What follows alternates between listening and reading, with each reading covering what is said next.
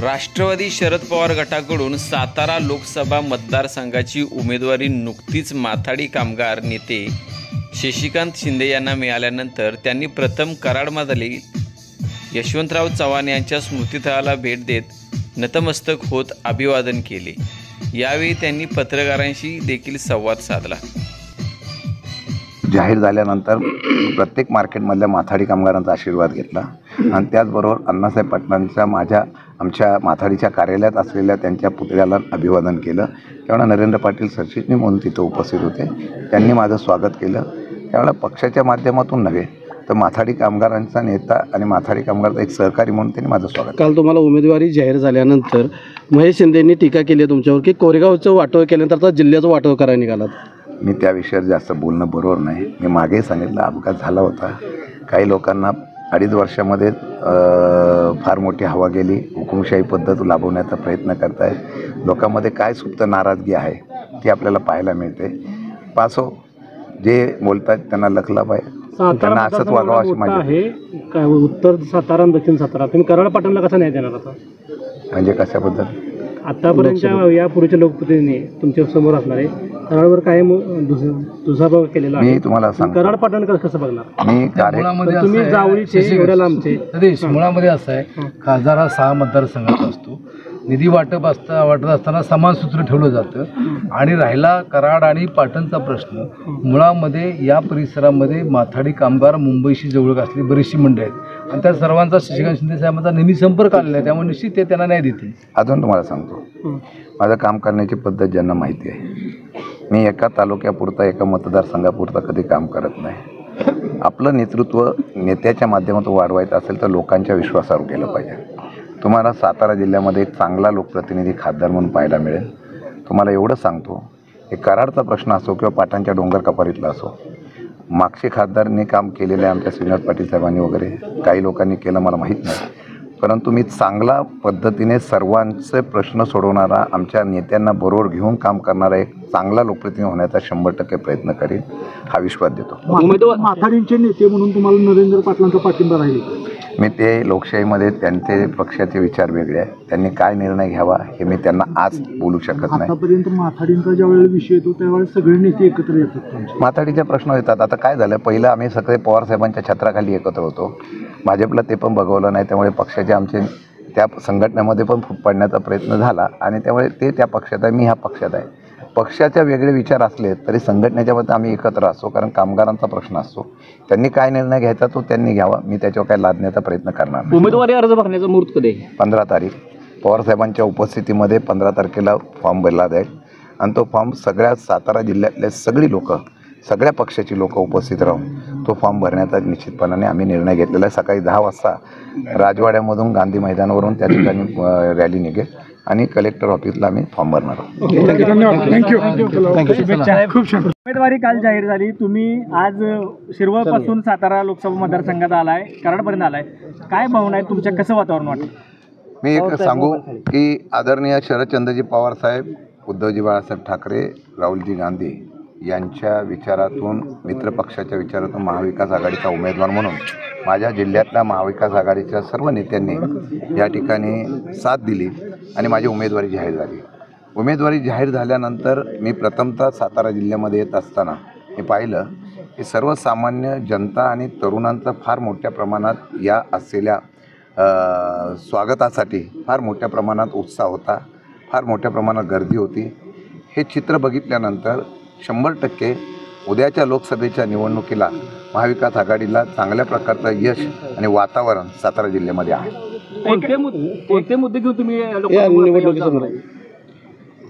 तुम्ही अनेक लोकांना प्रश्न विचारले असतील, मला प्रश्न विचारला आहे। माझा एकच मुद्दा आहे की लोकांना कोणता खासदार आवडणार आहे, जो या सातारा जिल्ह्याला भविष्यामध्ये चांगलं नेतृत्व खासदारकीचं देऊ शकतो, काही विजन घेऊन तो जाऊ शकतो। सातारा जिल्ह्यातलं जे काही डेव्हलपमेंट किंवा त्यांच्या अपेक्षा ज्या आहेत, विशेषतः तरुणांच्या मध्ये ज्या अपेक्षा आहेत, शेतकरी असतील, या जिल्ह्यातल्या अनेक लोकांचे जे काही प्रश्न आहेत, मी गेल्या 25-30 वर्षामध्ये राजकीय कारकिर्दीमध्ये ज्यावेळी मी काम करतो त्यावेळेला सर्व प्रश्नाच्या संदर्भातला आवाज उठवण्याचा प्रयत्न मी विधानसभा असेल, विधान परिषद असेल किंवा सरकार दरबारी केलेला आहे। आणि एक चॅलेंज आहे लोकसभेची ज्यावेळेला जबाबदारी दिली त्या चव्हाण साहेबांच्या या असलेल्या समाधीला नतमस्तक होत असताना हा विचार पुढे जिवंत ठेवणं हा एक पहिलं विजन आहे. या सातारा जिल्ह्याला कोणत्याही जातीवादी पक्षाचा दृष्ट लागू नये त्यासाठी हे विजन घेऊन निवडणुकीला समोर जाणार आहे. त्याचबरोबर या सातारा जिल्ह्यातल्या लोकांच्या अपेक्षा पूर्ण करण्याच्या संदर्भातला एक अभ्यासू लोकप्रतिनिधी म्हणून एक अभ्यासू काम करणारा पदाधिकारी आणि कार्यकर्ता म्हणून काम करणार. साहेब, काल श्रीनिवास उदयनराजे- पाटलांचं तिकीट पहिल्यांदा चर्चेत होतं, ते रद्द झालं. त्यांच्या चिरंजीवांचं नाव होतं, ते रद्द झालं. त्यानंतर बरंच मोठी गॅप पडली. त्यानंतर तुमचं नाव डिक्लेअर झालं. या सगळ्या परिस्थितीकडे तुम्ही कसं बघता आणि उमेदवारी लादली गेली आहे का आणि उदयन महाराजांचं समोर आव्हान आहे, कसं तोंड द्यायला याला? नाही, मी आव्हान कोणाचं समजत नाही. लढाई माझी कोणत्या उमेदवाराची किंवा कोणत्या असलेल्या नावाची नाही आहे. माझी लढाई तत्त्वाची आहे. आमचं एक आव्हान एवढंच आहे, ज्याचा बघितलं बाळासाहेब पाटील साहेब असतील, इथं बाकीचे आहेत, तर आमचे शिवसेनेचे इथलं जिल्हाप्रमुख वगैरे सगळ्या पक्षाची लोक आहेत. आम्ही आव्हान समजत नाही, कारण आम्हाला माहिती आहे की ह्या ठिकाणी आव्हानच नाही. गेल्या अनेक वर्षापासून हा सातारा जिल्ह्याला तोडण्याचा प्रयत्न झाला, पण त्यात यश आलं नाही. आत्तासुद्धा पक्ष फोडूनसुद्धा हा जिल्हा काबीज करण्याचा प्रयत्न होतो आहे, पण लोकांमध्ये तो प्रतिसाद मिळत नाही, वस्तुस्थिती आहे. राहिला उमेदवारी उशीर मिळण्याचं कारण उमेदवारीच्या बाबतीमध्ये आमच्याकडे सक्षम उमेदवार फार चांगल्या पद्धतीने होते. आम्ही श्रीनिवास पाटील साहेबांना विनंती केली होती की आपण परत एकदा लढावं, आणि परंतु त्यांनी प्रकृतीच्या कारणास्तव त्यांनी त्या ठिकाणी असमर्थता व्यक्त केली, आणि म्हणून ती निवडणुकीला ते उभे राहत नसल्यामुळे मग शेवटी निर्णय घेत असताना पक्षाने जो निर्णय दिला की तुम्हाला लढावं लागेल, सगळ्यांनी सांगितलं. तर मी उमेदवारीला शेवटी पक्ष आणि नेता ज्यावेळेला संघर्षाला उभा राहतो त्यावेळेला त्यांनी आदेश मानून मी लढलं पाहिजे या भूमिकेतून मी लढायला उभं राहिलो. मतदारसंघ इतका मोठा आहे की त्या मतदारसंघात फिरणं सुद्धा शक्य होणार नाही तुम्हाला. अशा प्रकारचे काल टीका तुमच्यावर उदयनराजेंनी केली.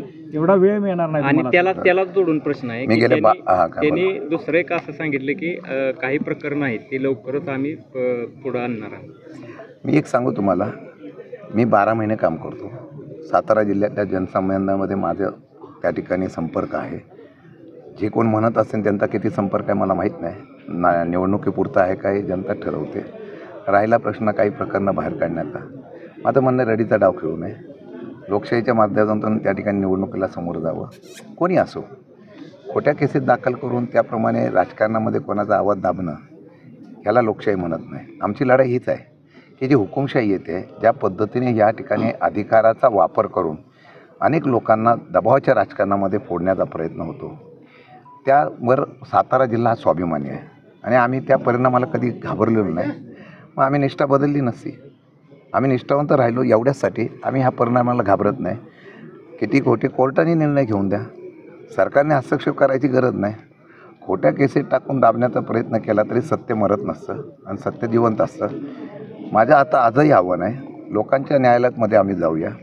प्रकरणं बाहेर काढून दबावाचं राजकारण करून आता तुम्ही त्या प्रकारचा उल्लेख करता, याचा अर्थ असा आहे की तुम्ही या असलेल्या सर्व प्रकरणाचा उपयोग करून या राजकीय त्या ठिकाणी वापर करण्याचा प्रयत्न करता का, अशी शंका येते.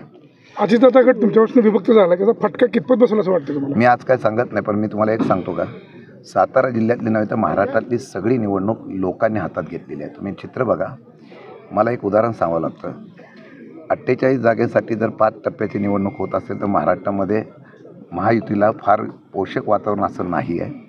सातारा तर त्याला अपवाद आहे. साताऱ्याने आजपर्यंत कधी या महायुतीच्या असलेल्या लोकांना साथ दिली नाही, ही वस्तुस्थिती आहे.